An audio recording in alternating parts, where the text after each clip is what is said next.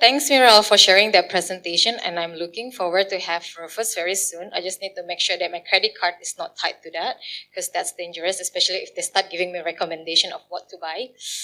Okay, we don't want to go there. But I really like the quotes that you shared from Jeff Bezos, right? That radical and transformative inventions and innovations are one that unleash creativity. And I suppose that's the reason why we all love ROS and why we love ROS as a whole, because ROS really enables people and the community to be able to unleash their creativity where they are, but also be able to put those components together in a way that can interoperate with each other. And a lot of times, really, when it comes to ROS Industrial and what we do here, we always ask ourselves, right, so what is our role in the whole entire ROS community? And we'll say that our job is really to facilitate that communication between different people in the entire value chain. So then they can continue to develop, innovate, but also be able to put those things together to speed up the rate of innovations in the robotics adoptions, right? And this is also one of the reasons I would say that, this community has grown and really has seen a fast growth in the last couple of years. And yesterday when I was preparing my presentation, I was really just looking at the statistics, right? And it was really very staggering when it comes to the number. Now, before I go there, I just want to get like the room sentiments here on what do we think the growth of that. And I mean, we all like our QR code, yeah? So please just connect that and see, just make a wild guess, right? What do we think? The ROS-II community growth ecosystem, what is that market rate that we are looking at by 2030? Before I refill the number. Don't worry, I'll give the answer after that. No right and wrong answer. No prizes as well for getting it right. So just for fun. All right. My team there can can flash the answers once we have some answers. Let's take a look at the live poll here in this room. All right. Okay. So a lot of people estimated that this is going to be 88 million. Okay, we have a lot of that. And we like our number 8. By the way, this is no coincidence. This is a coincidence, sorry. It's not some made-up number. All right. Okay. Ken? Okay, so everybody polled already? Okay, so a lot of people think that it's 88 million. I'm going to refill the number now, and this is actually taken from ChatGPT because we all love our ChatGPT, yeah? The number is actually 88 billion by 2030. It's a huge, huge market share projected for ROS-II by 2030.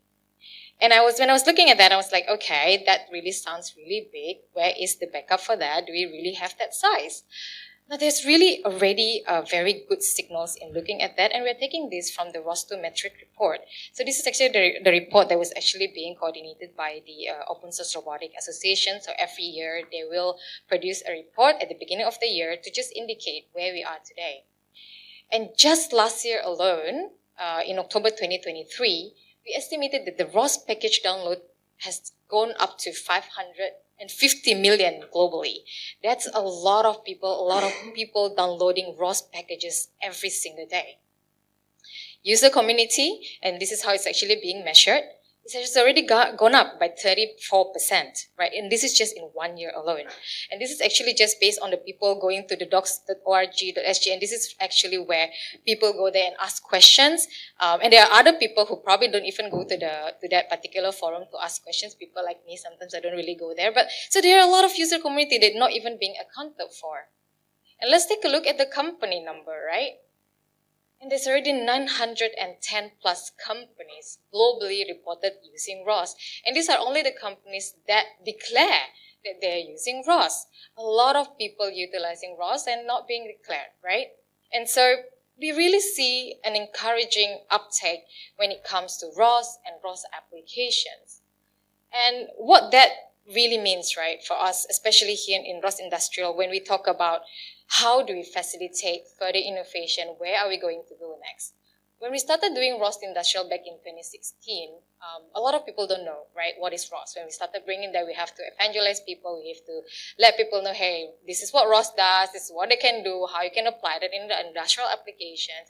We have a program that was actually being developed to develop a ROS-II native application so people know how to use ROS in their use cases. A lot of people say, hey, we don't have enough packages, can you create more? But today, and as of yesterday, I checked that there's about 24,000 now packages being individually developed by company and organizations.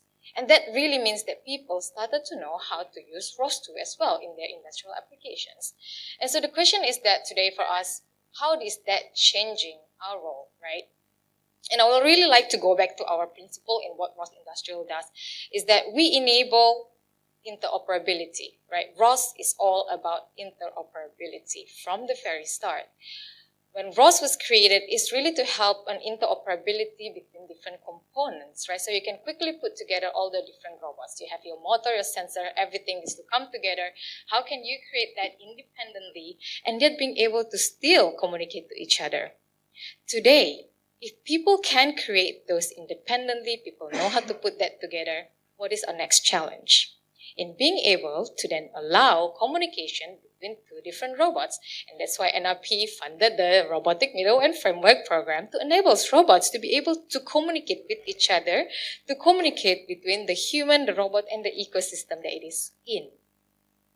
And that is already seeing a lot of encouraging uptake. And for some of the people that knows here about Robotic Middleware Framework, there's a lot of POC piloting that's actually happening. The question then to us, what's next, right? How do we enable the next generation of interoperability? And that's really where AI is going to play a part. Earlier we mentioned about collaborations. AI cloud orchestration will underpin that intelligence transfer that will enable robots to share their collective knowledge. And for the past 1 year, I will say ROS Industrial has been trying to develop these two very important components. So the first one really to develop these core capabilities around interoperability and control. So we still enable the ROS-II communication, ROS-II native application, the robotic middleware framework that we love, but we also enable one additional piece to enable this AI generalization. They will enable different robots to share their information in an orchestrated manner. And we've been working together with AWS as well on this one to see how we can orchestrate this utilizing cloud to enable that distributed teaching. And so really interoperability and what really means, right? For different people, it might mean different things. This one actually come from Merriam-Webster. And I mean, they just say that ability, right? For a different computer system or software to exchange and make use of that information, enabling that communication between each other. And for us in the robotic ecosystem, it's about horizontal, vertical integrations, right? Robot can communicate with each other. Robot can communicate with complementary technologies, your IoT, your 5G, your digital twin in a seamless manner. And so for us, really enabling interoperability means we want to enable that from design to scale, right? So we talk about robotic middleware framework, and a lot of our colleagues here are probably very familiar with the concept and what it is. So for those who doesn't know, this is a framework that enables robots to be able to communicate with each other. Robots to be able to communicate to the door, to the lift. And I see Dr. Gray there as well. Hello. So Dr. Gray was one of the creator of robotic middleware framework back in the day. And this one has already been proliferated. It started with the healthcare, and it has been used today in manufacturing and logistics sector, as well as in the facility management. And the question then, how we bring that further, right? Because if robotic middleware framework helps to address an issue when it comes to operationalizing robots, multiple different robots in a different space.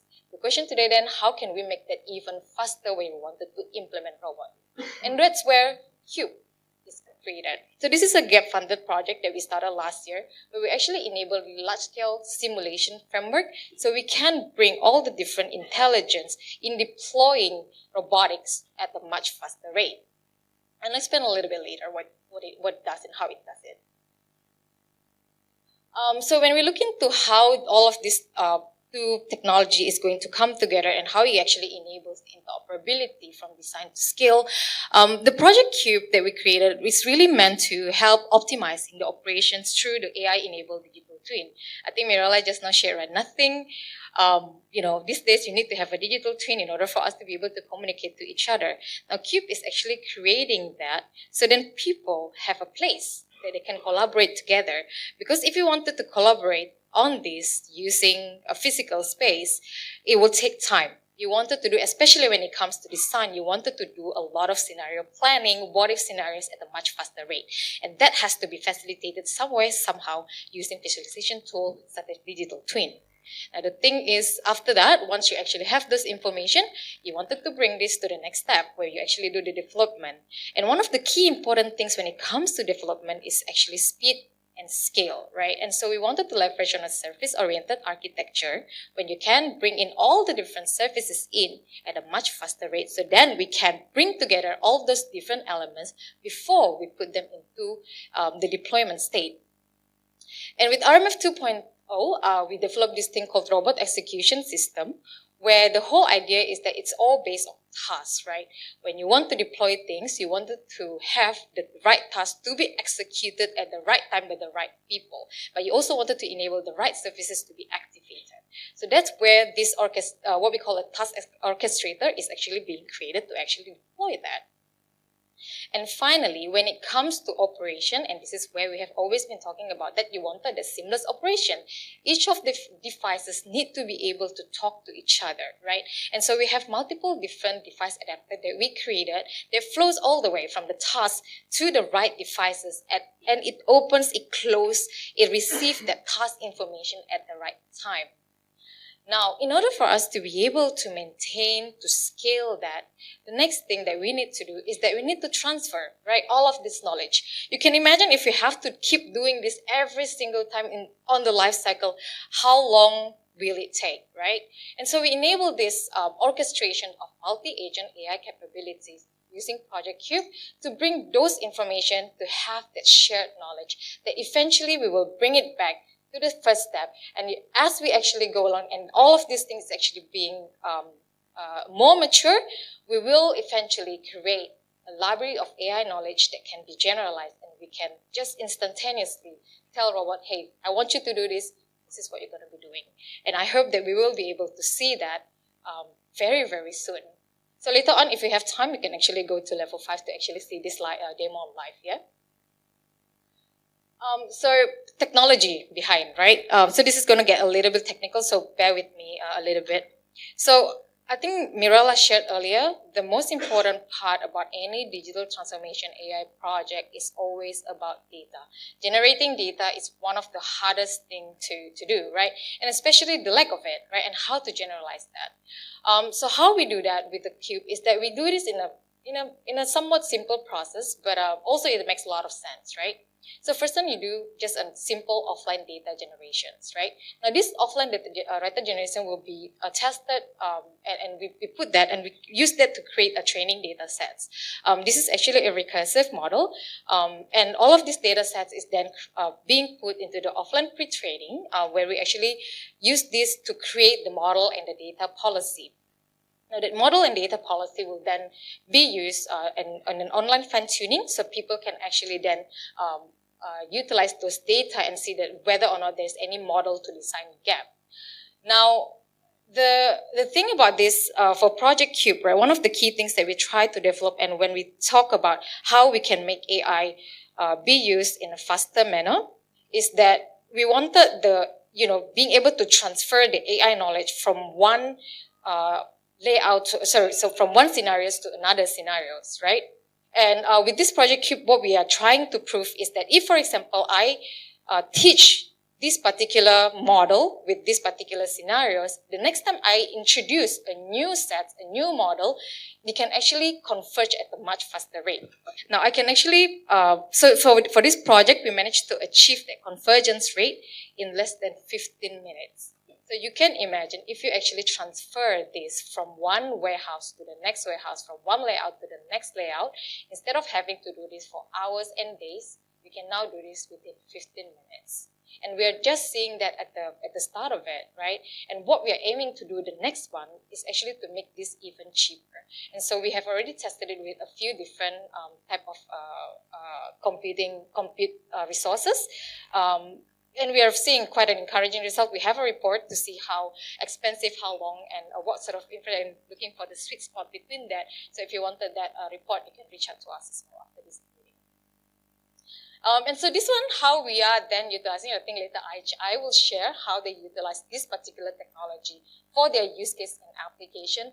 And you can see all of those things that we created earlier, you can bring that and teach that into this large-scale simulation. Now, without the ability to have that transfer learning, if you wanted to teach digital twin to do this in this large scale where you have so many different devices, imagine how expensive, how long it will take just to develop that.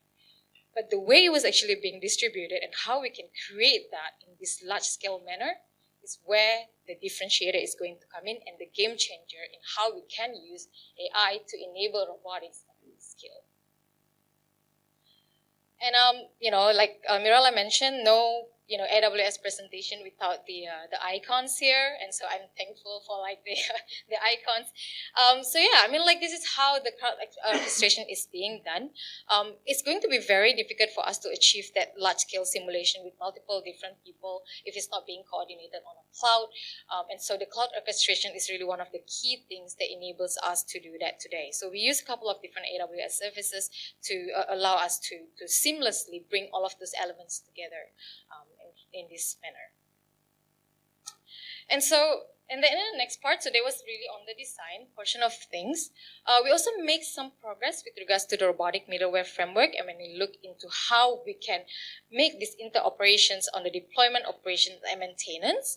There are three key things, right, that we are looking at when it comes to orchestrations. The first one is in the different applications. So I mentioned earlier how we can enable different services to come together. Different tasks, again, the task can come from all the different enterprise systems. And finally, different devices, how we can bring this seamlessly all together to communicate between different devices. And you can see here from AMR, conveyor belts, work cells, and what's happening. Okay, and this is, okay, I'm done with the more technical update. I think this is the next update that we have. So last year, we signed an MOU with 7 IHL, and this is really one of our core mission as well. We wanted to help proliferate ROS and upskill people, talent, students. So from the very start, we're actually able to bring together roboticists that can actually help to supply to the market, right? And so in the last 1 year, together with the IHL, we have been working to develop the first pilot of ROS-II basic training. And I'm happy to announce that we're going to be start piloting that next year. So you can now sign up for ROS-II basic training in these schools, starting from next year. Okay, so, okay, and then we're going to be doing this thing that we're going to be launching very soon. It's a train and place platform. I just realized the lights suddenly get dim. Yeah. Yeah, so this is how it's going to look like. This is a prototype today, but very soon we're going to be launching this, so you can already register your interest. You can see what are the courses, job portals, and what's have you in this one. Okay, so stay tuned, and if you would like to know more, please later register through our newsletter. So when we launch this, you'll be able to be the first one to know. And follow us on our social media. Okay, so this is the last one. So the Train and Place program is going to be launched. There are going to be 2 pilot now. So for Q1, the Polytechnic will be running it first, and then there's going to be the Q3. There's going to be an assessment that we're going to be running biannually. One on the Q2 2025, and the other one will be in the last quarter of 2025. Okay, so stay tuned again for the announcement on that, and register on the newsletter for that. Okay, and then now for the last and final announcement that I think just now Prof. Reg also already mentioned. We're going to be hosting ROSCON 2025 next year. Woo! So this is the video announcement that's actually being made in the audience.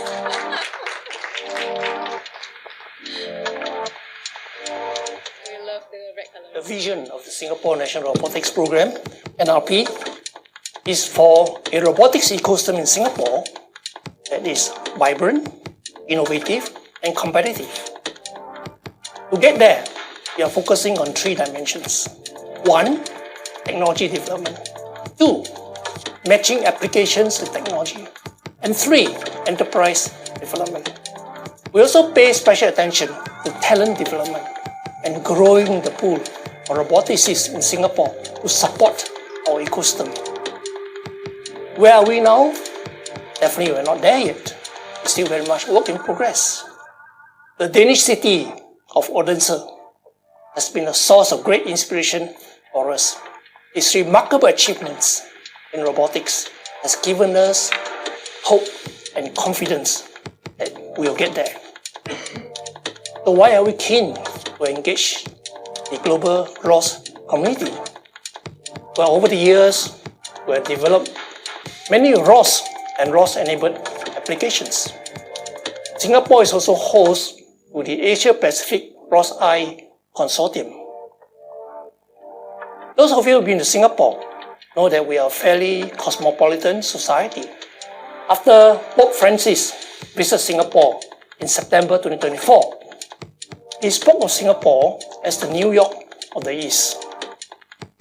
Here in Singapore, people of different races, speaking different languages, praying to different gods, coexist in harmony. We also want Singapore to be a place where robots developed, made by different vendors, programmed in different languages, trained with different foundation models, and performing different tasks, can also coexist. An example of this is our focus on building not only robots, but also robotics enabling infrastructure, such as the robotics middleware framework RMF. The RMF has enabled us to enhance interoperability amongst robots, as well as between robots in their operating environments. It's an honor for us to host ROSCON 2025 in Singapore. We look forward to the opportunity to welcome all of you to Singapore to share experiences, perspectives, and best practices that could advance ROS and ROS-enabled applications for greater societal and economic benefits for Singapore and for the rest of the world. Alright, so please be here again for next year. Sorry. So yes, the ROSCON is coming to Singapore next year, and there's going to be like a sort of a informal ROSCON launch party. So if you are here tomorrow and you wanted to come and participate, do join us. It's going to be in Timber Plus. I think a bunch of us with the developers community is going to be there. It's a BYRD style-ish. Just come over and just be there together with the community. Okay, and I think with that will be the last thing that I do. Okay, great. So another QR code. So do connect with us and register your interest and get